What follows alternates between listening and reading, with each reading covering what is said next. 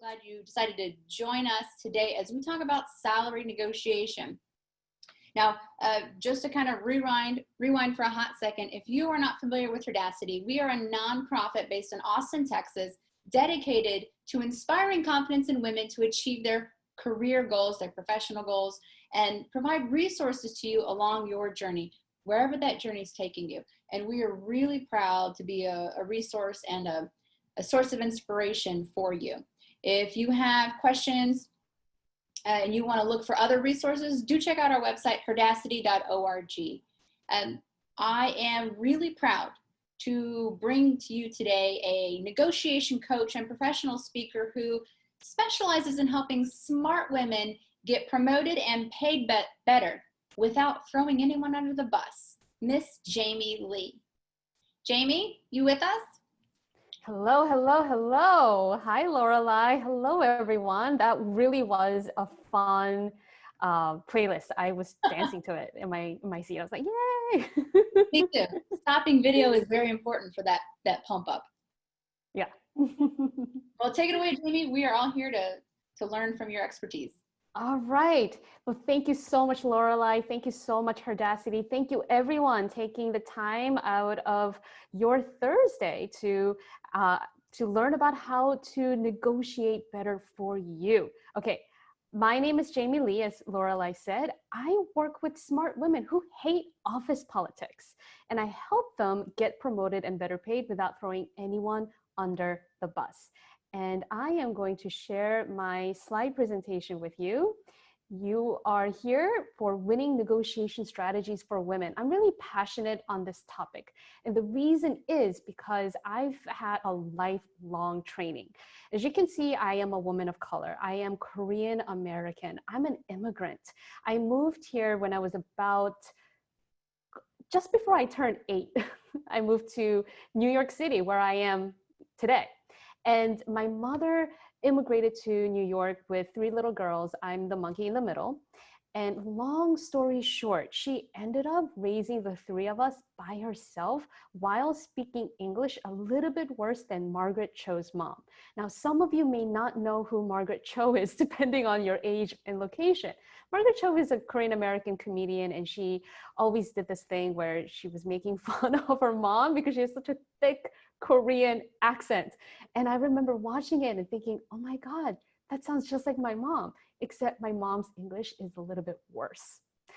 Even still, she put all of us through college. She worked really hard. She ran her own nail salon for many years. She was an entrepreneur. And all this time she was telling me, Jamie, you gotta speak up. Jamie, you gotta ask for what you want. Jamie, you gotta be brave.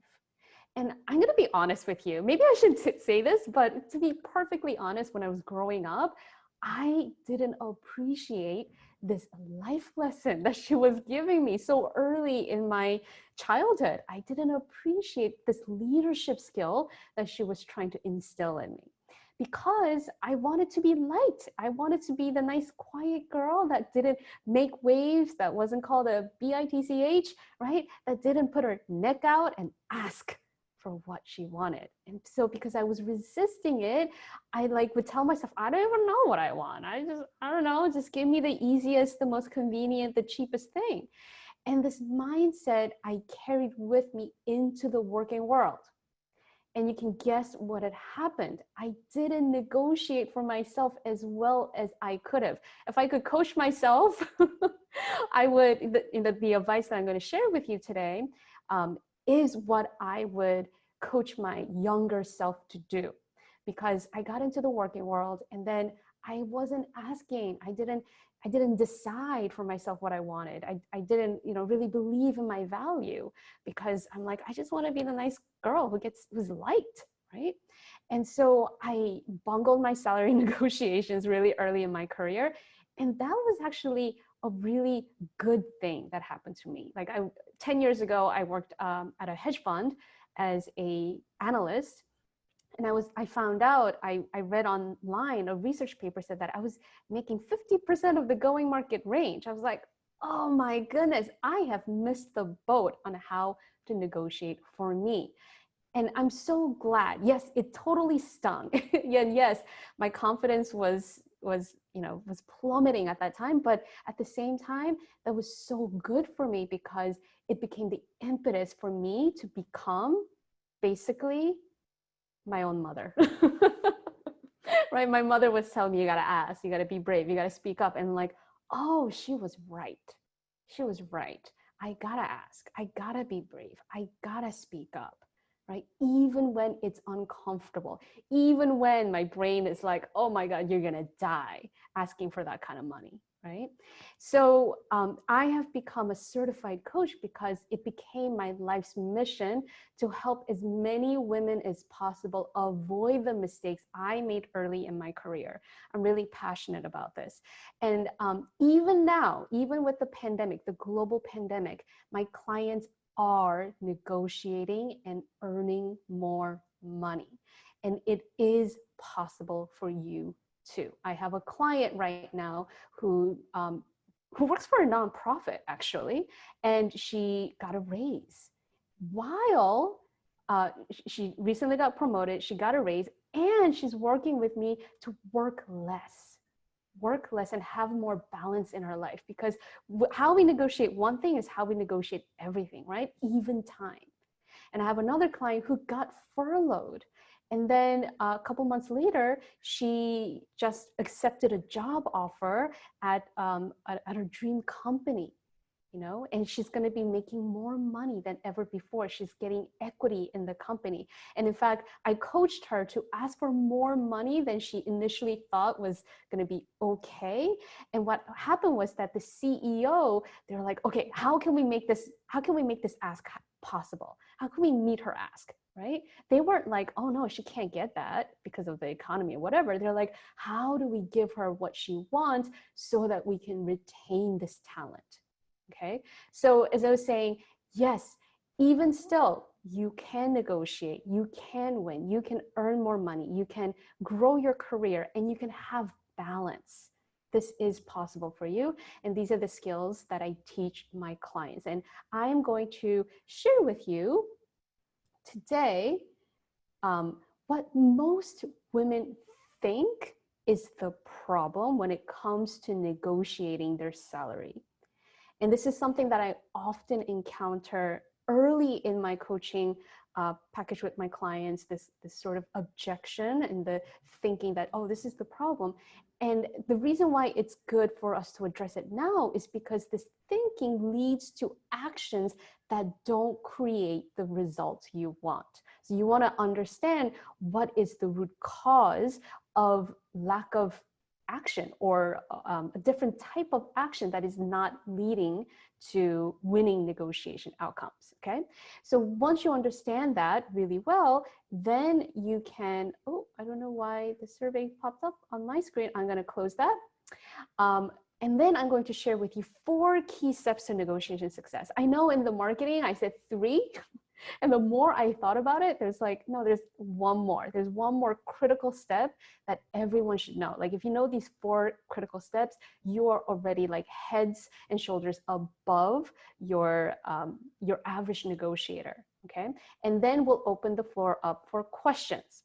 All right, so I am going to share with you. So a lot of clients, especially early in our coaching engagement, tell me these things. They tell me, you know, I can't afford to lose my job, or they will think that I'm ungrateful, or they should see my value. So you should see a survey that popped up on your screen, and I would love for you to select the reason that most resonates with you as a reason to not negotiate your salary. Okay, I see some responses coming. So while you are responding to this quick survey, I love it. I love the engagement. This is really good. So yeah, if you haven't submitted your answer, please go ahead and make your selection. Okay, so I'm gonna address these objections, right? I can't afford to lose my job in this crisis. Now, for sure, for some people, this may be a legitimate concern. Take, for example, if you work in the travel or retail industry, right? There are some industries that are in like objectively like contraction because of COVID. And if you do work at a company that just did a round of layoffs or just did pay cuts so that as many people can retain their jobs right now, it really may not be the best time for you to negotiate your salary. So let's just address that head on, right? But at the same time, there are industries that are growing faster than before. Biotech, healthcare, healthcare data, you know, this is really random, but I'm going to share with you since we're all women here. I just read an article online that said more women are buying skincare products because we're spending so much time at home, and we're like, okay, rather than makeup, I'm going to spend more money and more attention on my skincare. So it's really interesting that there are some very specific industries and niches that are growing in this time. Okay, so I see that our answers are in. But at the same time, when you think, oh, you know, I can't afford to lose my job in this crisis, there may be some of you who work in industries that are not impacted by COVID, and you're still worrying, oh my God, something might happen, okay? And what I want to share with you that the thought I can afford to lose my job, it comes from like this money insecurity, right? And you've had this money insecurity even before COVID, even before the pandemic, right? So it's this anxiety, insecurity about scarcity, about there not being enough money, not being enough jobs, that creates this sense of fear and anxiety, okay? And some of you think that, you know, they'll think I'm ungrateful. So you have the worry that there's going to be a potential backlash or perception of you that is unfavorable, that you don't want. And so when you think, oh, you know, these people might have these opinions about me, you feel even more reluctant to have the conversation. And the final one, they should see my value. They should see my value. It's like, oh, why should I have to say anything? This is something an actual client at a workshop, at a live workshop I once gave. She said that, she's like, you know, I shouldn't even have to ask. They should just see my value and give it to me, right? Okay, so I'm going to share with you the results of the survey. 47 of you participated. Thank you. So 13% of you said, I can't afford to lose the job or offer. 21% said the worry of potential backlash or perception is the reason why you don't negotiate. It's about 1 out of 5. And then 19%, again, almost 20%, they should see my value. All the people should see it. Why do I have to put my neck out for this, okay? And then the most of you, that's 40% of you, said negotiation feels really uncomfortable, stressful. Yeah, totally. Of course it feels uncomfortable and stressful. As women, we have not been conditioned, we've not been socialized to think that it is okay for us to negotiate, to advocate on our own behalf. Like, think about all the Disney fairy tales we've been exposed to, how we have been taught to like take care of other people, to prioritize other people's perceptions over our own perception of ourselves, right? And we've also been conditioned from a young age to think that there is scarcity of money, of jobs. And so it's like, of no fault of your own, you have these thoughts, right? And so I'm going to continue here. What is the impact of that? So it's normal to have these thoughts, but when you have these thoughts, what happens is that you don't ask, you don't speak up. And it's not just about money. You don't ask for additional resources. You don't speak up when you need help, or you feel like, oh, I'm supposed to do it all on my own. I'm supposed to figure it all out. or you set extremely low bars for yourself. And especially in terms of salary negotiation, you may, you may do what I did early in my career, like 10 years ago, when I got this job at the hedge fund. The manager asked, okay, so what is your minimum salary requirement?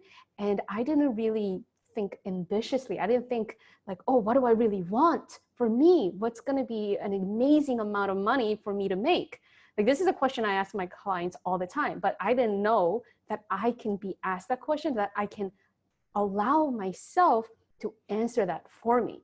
And so I was making 43 as a buyer at the time. So I'm like, well, 50K would be the minimum.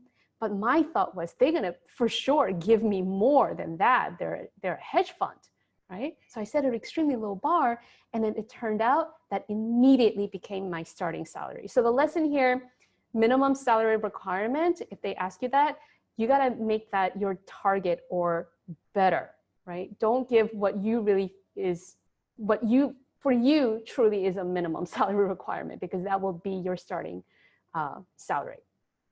And finally, a lot of people, and this is a mistake I made a lot early in my career, I thought negotiation is like an affront. It's like, what? I have to negotiate for me? I have to stick my neck out? I have to do this uncomfortable thing and like name my price, right? Or I thought it was a confrontation. Like, I have to put up a fight. You know, I have to be like aggressive and be defensive in this exchange, in this verbal exchange. And then I would be like really tense. And because I'm actually an introvert, I'm very sensitive actually. And so then when I thought it was a confrontation, I would just get like really tight, and then I wouldn't do it because I thought it was uncomfortable. It was too uncomfortable for my brain, okay? So I want to offer you a new definition of negotiation that might just blow your mind, okay? Once I started thinking about negotiation in this way, everything changed for me. And this is the framework I take all of my clients through as well. Here it is. It's super simple. It's just a conversation. It's not an affront to you. It's not a confrontation. It is not about manipulation. It's not a fight. It's not a game. It's just a conversation. And I really want you to think about that, because you have these conversations, big and small, every day at work, in your life, okay? And conversations happen over meetings, over check-ins, right?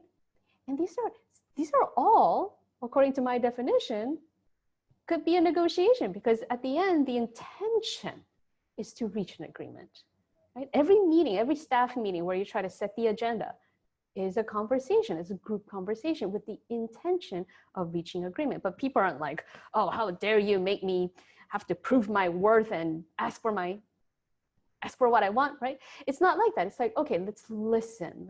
Let's have an open conversation. You tell me what's on your mind. Let me listen. Let me be curious about what you're saying.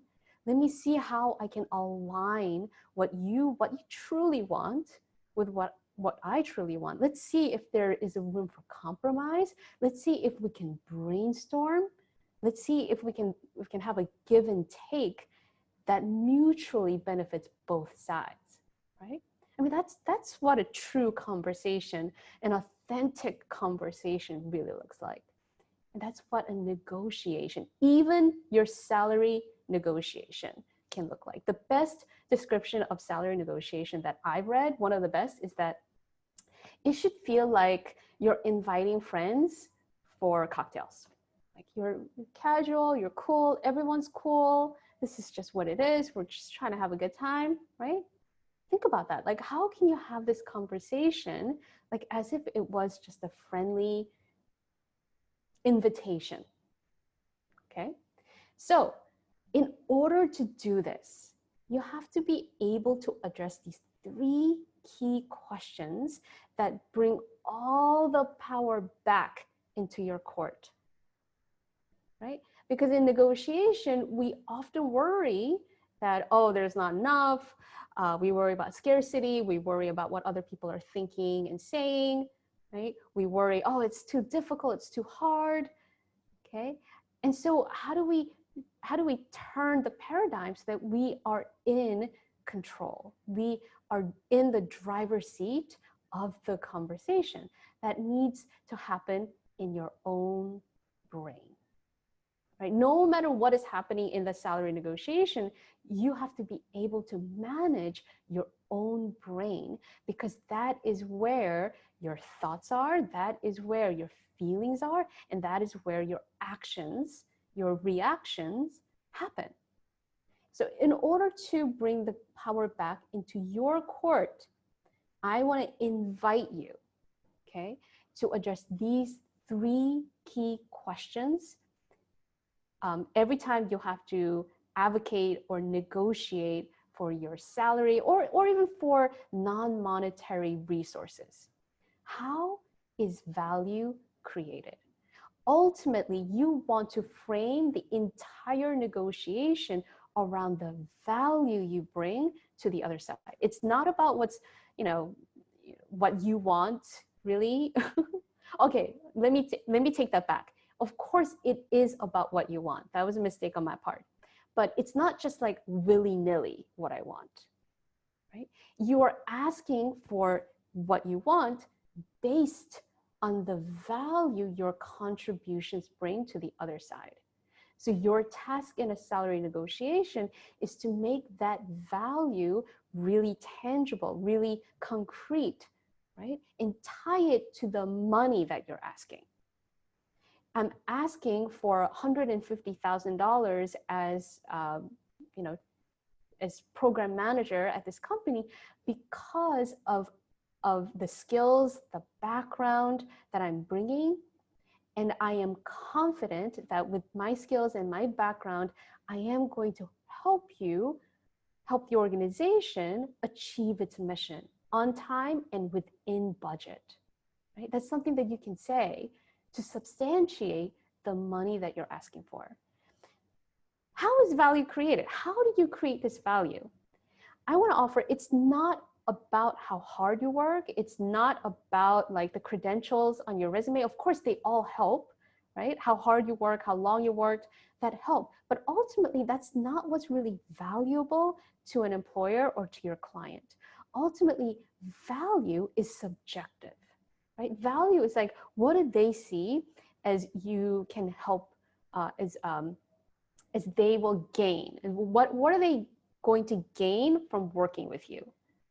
And what is the impact of that on their life, on their business? And how you create that value is through your mind. Like think about everything that we take for granted. Like think about the computer or the smartphone that you're using to access this webinar. At one point, it was just an idea in somebody's mind. And then they created that, and they made, with the help of organizations and companies and factories, they made that idea into reality. And so that the value truly was in the idea, was in the mind, right? And even if you do not create new solutions or technologies, even then you create value with your mind, like the skills and the background that you have, that's in your brain. In your brain, you create the capacity to communicate, to collaborate, right? To create new ways of doing things, new ways of communicating things. And that could be of value to the employer. And it is that value that leads to money. So remember that what's really valuable here is in between your 2 ears, because your brain is what creates the value. It's not something that is outside of you. So many people think, oh, it is, my connections, or it is because I have these XYZ credentials, but ultimately that value is inside of you, in your brain, okay? And so the next question I want to ask is, who's responsible for how I feel? The reason why, the number one reason why most of you hesitate to negotiate your pay is because it feels hard because it feels uncomfortable. And why do you feel uncomfortable? Why does it feel so hard? It's because you have a thought in your brain that negotiating is hard, or that I don't know, that you could do it wrong, right? The thoughts in your mind create the emotion, and the emotion drives your actions. And it's those actions that create the result that you want. And so you got to ask yourself, who's responsible for how I feel? Right? So many people, so many women in particular, worry that they will be judged. And so they're right now in their brain, they're thinking about the worst possible scenario where they're thinking, oh, that so-and-so is saying X, Y, and Z about me. And so then when they have that thought, they feel judged now. They feel rejected now. And so then in their effort to not feel judged and rejected, which is coming from their own mind, they think the solution is to not take action, not to ask, not to negotiate, not to engage, not to initiate, right? But when you do that, what do you have as a result? Most often what happens as a result is that you are underpaid. You later find out that you are underpaid the going market range, something that happened to me, that happens to so many women, right? Because we do have the gender wage gap. And so then we have to go back to the root cause of this. Who's responsible for how I feel? If you feel those other people are responsible for how I feel, then of course it's hopeless. But if you take responsibility for how you feel, like, oh, it's because I'm thinking, I'm in my worst case scenario thinking, then you realize, oh, this is the reason why I feel this way. And if I know the reason why, then I can change it. Now, this might sound like, wait, how is this related? It is 100% related. According to MIT professor Jared Curran, the number one factor for negotiators, the number one deciding factor for negotiators is how they feel. And if you were to like, yeah, I'm 100% responsible, and I know like my thinking creates my emotions, or I know how to manage my emotions even when it is negative, right? And not make the negative feeling mean something bad about you. You're like, no, I'm human. Of course, fear, worry, anxiety, this is just a human emotion. Then you can have mastery. You can have authority over how you feel. And then if you have authority over how you feel, there's nothing that can stop you. You won't be able to, you will be able to say the hard things. You will be able to say, 5,000 is the bottom line ask for this contract work. And if you can't pay me $5,000, though I appreciate this conversation, it is a no for me. Right? You got to be willing to walk away from the deal to become a powerful negotiator. And the willingness to walk away from the deal comes from your willingness to feel any emotion. All right. And so when you are responsible for how you feel, then you can focus on what your true goal is. What is your big goal? Like, what is the ultimate goal for having that negotiation conversation? Is it to feel better? Or is it to have your say, to tell them what you want and get closer to getting what you want, right? And make sure that goal is bigger than just feeling comfortable, because otherwise you would never achieve your goal. And you have to get really clear on what you want and why. Is it so that you can have a better career? Is it so that you can have career satisfaction? Is it so that you can have the money to pay your medical bills, or if you have loved ones, so that you can become a provider, a more capable provider? Even if it's just a pet cat that you're providing for, or if you have children like my mother, right? If you're a single parent, you have children, like what is your goal for negotiating? What is your goal for wanting to make more money? And make sure you're really clear on that why, and make it really compelling so that it is going to compel you to believe in your value, state your value, frame for value, ask for what you want, and be willing to feel uncomfortable and be willing to even hear no. Because sometimes you have a negotiation, it just means, if they say no, it just means you're not a good fit. Doesn't mean anything has gone wrong here.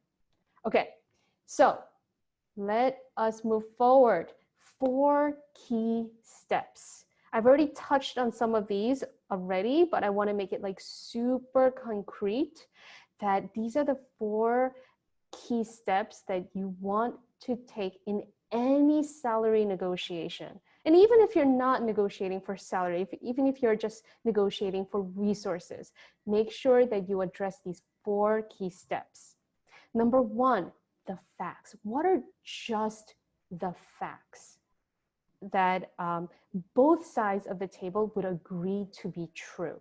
And you want to do this in a way where you can be like neutral about just the facts. But this is important because, especially when it comes to salary negotiation, or through no fault of our own, our fear brain is going to be triggered for many of us, right? Because we have been exposed to scarcity thinking and to socialized to think that other people's perceptions of us are more important than our own, right? So of course we're going to feel some uncomfortable emotions. That's okay, but you want to sit down and list just the provable neutral facts that both sides would agree. Let me give you a concrete example of this. I had a client who had gotten promoted at her company after negotiating her salary. And she told me she felt like in this conversation with a former team member, she felt like she was being judged and she was being accused because she got promoted. I'm like, okay, so what are just the facts? Like, she wanted to have a conversation about it. What are just the facts? She's like, okay, well, the fact is that this colleague sent me an email and she said the words, I used to work on that project you got credit for. Okay. All right. So what are just the facts? Just the facts are that she got an email and this other colleague said these words, right? So when we just address the provable facts, it doesn't include the conclusion that she was judged, that she was accused, right? Those are thoughts. And so for your salary negotiation, you may have thoughts like, oh, these people don't value my contributions, or they're lowballing me. So you want to separate the thoughts from the facts. What are just the facts, okay? So that you can get to a neutral place from which you can consciously decide how you want to feel moving forward. And I want to suggest for the second step, you want to just get curious. Curious, right? What are they thinking? What are their constraints? What are their dreams and desires? What are their mission and goals? And I want to suggest that you prepare open-ended diagnostic questions. So these are questions that start with who, what, when, where, how, okay? So that you can better understand from a neutral, curious place, where are you coming from? You can ask them, okay, how did you arrive at this number? What is your decision-making process? Who do we need to include so that we can get to a decision? Right? So I want you to brainstorm and prepare open-ended questions and ask open-ended questions even when you get a no, right? When you get a no, the initial temptation is just like to shut down, right? And be like, oh, this is something that I have encountered in myself. Maybe not for you. Maybe your reaction is different. That's okay. But what I want to suggest, if you get impasse, if you get pushback, if you get a no, that's something like, oh no, we really have to think about it. This may not be a good time. That's a no, right? Get curious, not furious. Ask an open-ended diagnostic question, okay? So if they say, you know, we think you're really great, and of course we believe that you're capable of being promoted into senior manager, but now is just not a great time, you could be like, okay, when would be a good time? And what would you need to see from me so that I can demonstrate my readiness to be a manager, right? So now the conversation can move forward. You can gain more information, and more information is power. And throughout this time, you have to have firm belief in the value that you bring. And this is the work that I do. Like this is the emphasis that I bring to my coaching practice. I help my clients build belief in their value. You have to believe in your self-value that's separate from whatever is going on in negotiation, so that you're always safe with you. You love yourself unconditionally, but you also have to have so much belief in the value you bring and the value that you can bring, right? And then from there, you want to be able to paint a vivid picture of mutual success. This is how I can bring value. I am confident that with my skill set, I will help this organization knock the competition out of the water, right? When you have so much belief in your value, you will be able to say that, even when it takes courage to say it, because that's what it takes to negotiate for your salary. And finally, you got to anchor. An anchor simply means you got to tell them what you want. The mistake I made early in my career was that I waited for the other side, for the employer to decide what my value was. And so the work I do with my coaching clients now is I help them build belief in their value, and then for them to decide powerfully what that value is. And then decide, what do they want? What would be an amazing salary for them to make? Okay. And then you decide what you want. And then when you negotiate, you go a step or two higher. If you want to make 175, you got to ask for 180 or 185. Like I had a client who just negotiated her salary. She said, I would be happy with 120. Like I would be really happy with that, but I'm going to ask for 140, right? You got to create wiggle room in the negotiation, because as you know, when you negotiate, most of the time, the only way you negotiate is down. Most of the time. It's very, very rare, exceptionally rare that somebody's like, what? You're asking for 120? You're worth at least 140. We have to give you 140. That happens very, very rarely, okay? So if these key steps, like you may be watching this, you're like, yeah, I know. And then I'd be like, why aren't you not doing it? And the reason why you're not doing it is because you have the thoughts in your brain, right? In your brain that is holding you back from actually taking action on these steps. All right, so I'm gonna pause here, and I am going to open the floor for Q&A. Thank you, Jamie. That was amazing. I feel more confident about future salary negotiations than ever before, so thank you. We do have a lot of questions coming in. If you are unfamiliar with submitting a question to us, there is a Q&A button at the bottom, and you can also use the chat feature. So Jamie, first question. I know that phrasing is really important when we go into a salary negotiation. Part of the effective communication that we have to have. Yeah. Now, one of your references on why we don't negotiate was if we think people should see our value. And words come to mind like they should be paying me what is fair or what is reasonable for this role. Yeah. Are those words helpful? Is that mindset helpful in a salary negotiation? So I always advise, do not use the word fair when you negotiate your salary, okay?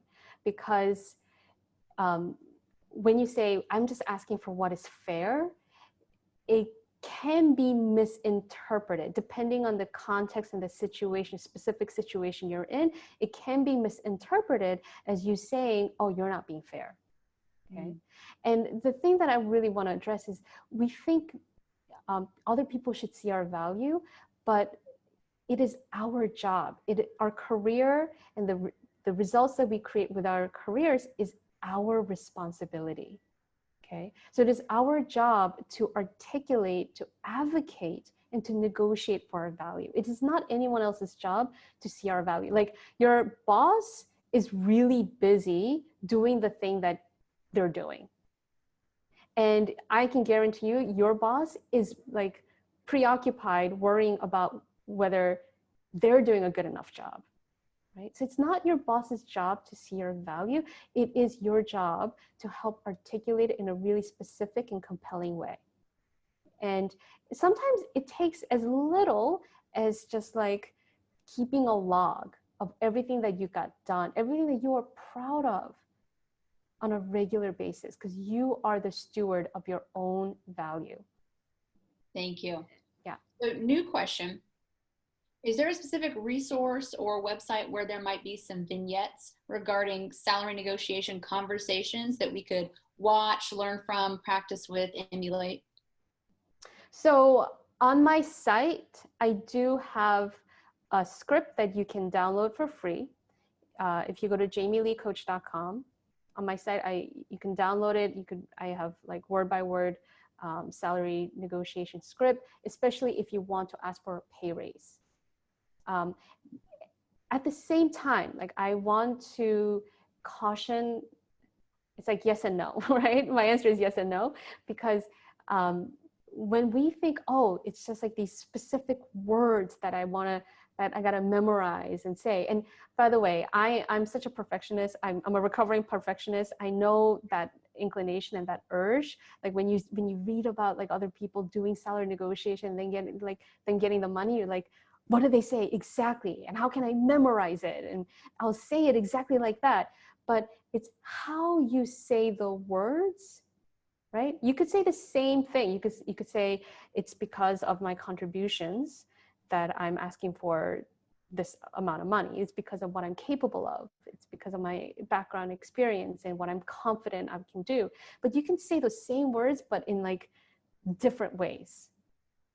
You know what I mean? Like how you say those words. You could be like, I'm super confident, or you could be like, I'm confident, right? And the more you think the answer, the perfect salary negotiation script is like outside of you, you know, you're not going to be able to say it with that level of conviction and authenticity. Right. Now, on the last screen, you had a request that we have open-ended questions.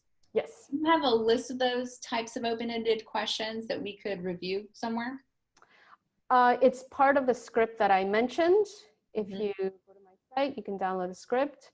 And I do list a few questions, but again,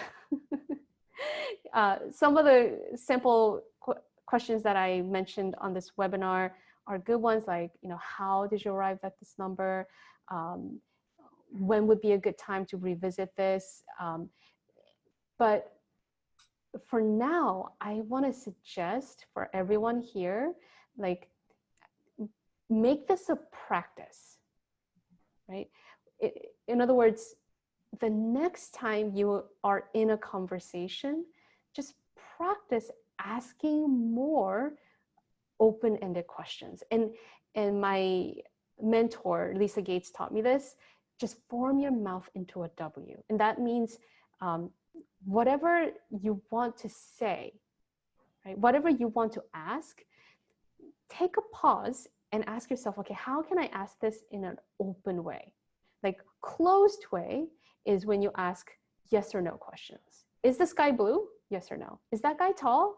Yes or no, right? But even in the question, like there is an assumption baked in.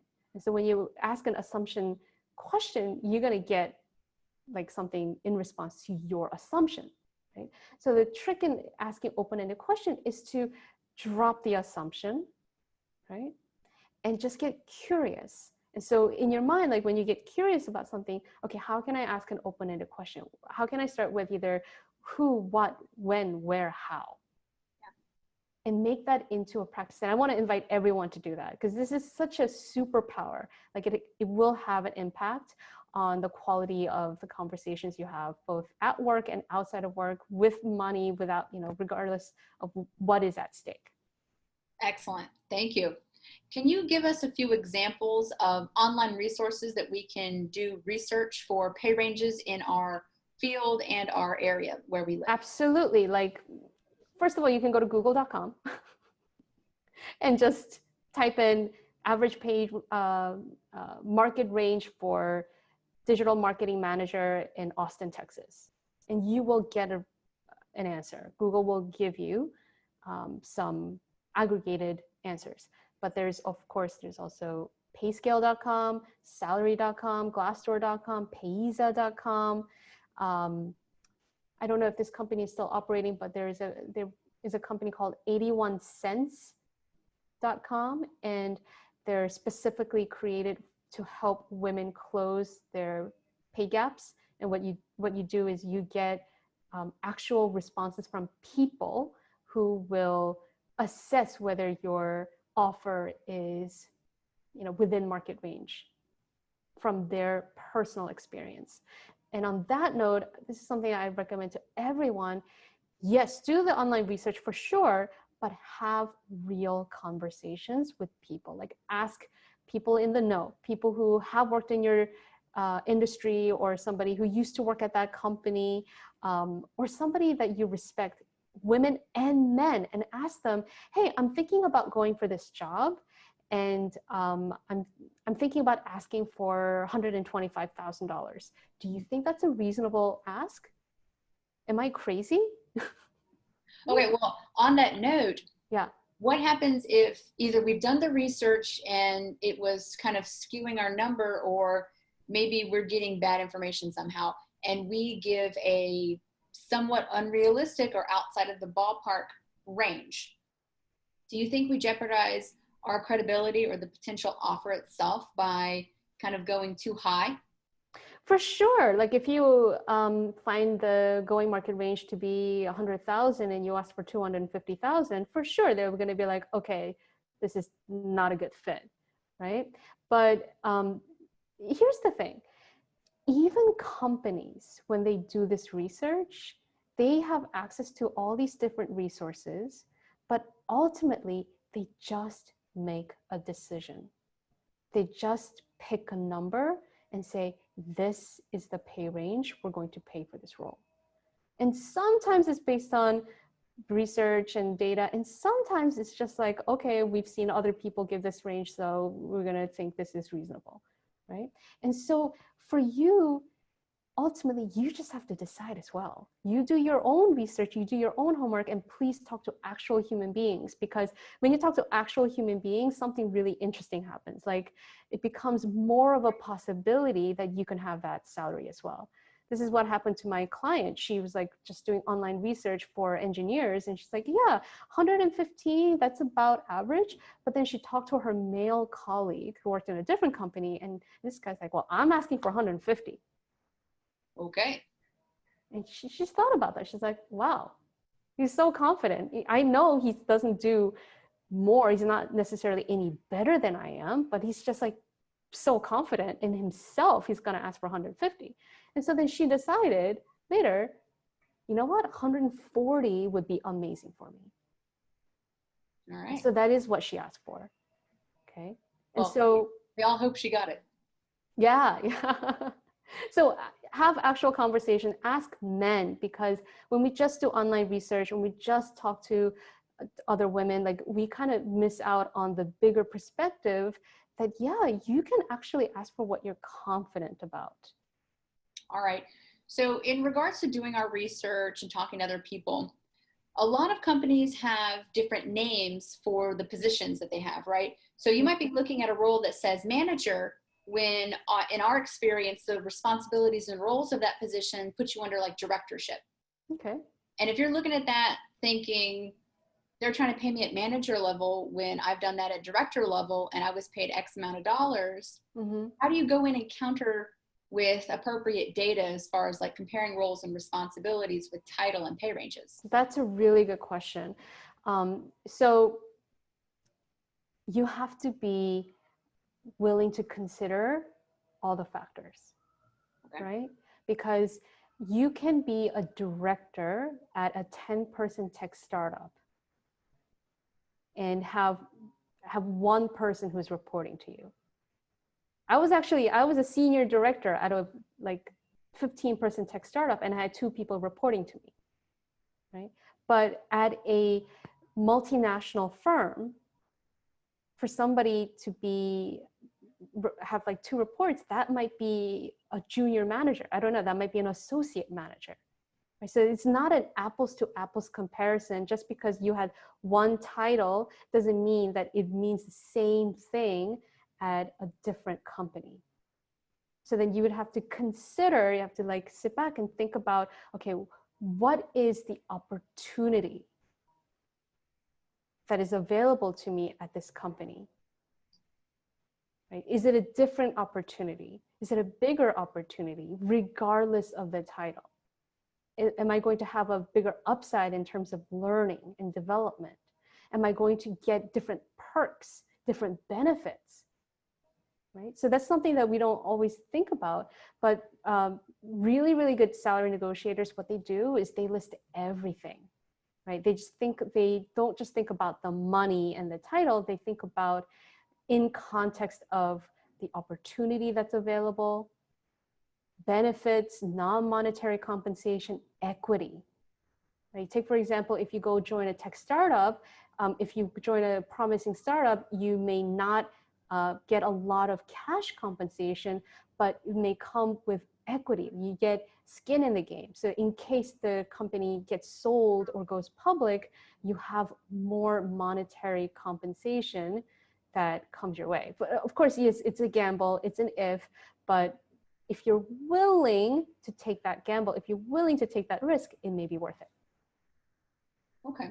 So you have to take a holistic view. All right. Now, in doing some of our research, we go in with our information very prepared. Mm-hmm. As you already mentioned, a lot of people feel uncomfortable, less confident, maybe anxious, nervous about doing the salary negotiation. How do we deal as human beings, and specifically as women, with the feelings of judgment and perceptions that the hiring crew that we might feel from the hiring crew? Yeah. Yes, it's going to be really uncomfortable. Your brain's going to be scared. Then you have to get still with yourself and ask yourself why. Why am I feeling this way? What is the thought? Or what is my past experience? What is the memory from the past that is conjuring, that is triggering these emotions? And then you also have to ask yourself, okay, am I willing to feel so uncomfortable and still make my ask? Okay. Right? So one of my negotiation mentors, she told me her company had a major layoff, major staff and reduction in staff. They laid off like half the company. And she realized like she really, really needed to negotiate her salary. And so she decided that she was not going to stop negotiating until she got the result she wanted. So in other words, she was willing to take massive action. And she said that it was so uncomfortable, like she literally threw up afterwards. But this is an extreme case, right? But as a result, she doubled her income. Okay. Yeah. That's a wonderful example. I love the perseverance that woman brought to the table, and I hope everyone can learn from that example. What happens if you actually get feedback from a boss, like you're asking for a promotion instead of a negotiation for an actual position? You're asking for a promotion. And what if you get feedback kind of on the side, like, oh, you always want more money, or like a weird little dig, like that, so what? Like low key, just yeah. Okay, so what? So what? Gotta brush it off. I mean, some people, when they see women, take a strong stand for their value and for the worth of their contributions, some women will judge them for sure, because we still have sexism, we still have gender bias, right? This is real.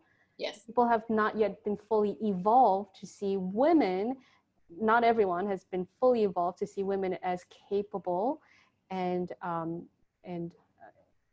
that it's okay for women to ask for what they want. Okay, are you willing to let them be wrong about you? Or is their opinion, their biased opinion of you, more important than you taking a stand for your value? Like, what's more important here? Good question. All right, thank you so much. Jamie, this has been an absolute pleasure. For those of y'all who want to check Jamie out a little further, Jamie's going to throw up another slide here with her info. Please get in touch with her. Check out her website that she told you about. She has that script there for you to check out for free. Follow her on LinkedIn, all the things. Jamie, our sincere thanks and appreciation to you for sharing this knowledge for our whole audience. I know that we're going to find so much value in it, and hopefully everyone out there who watched this is going to be able to level up one more time on their negotiation skills. So thank you.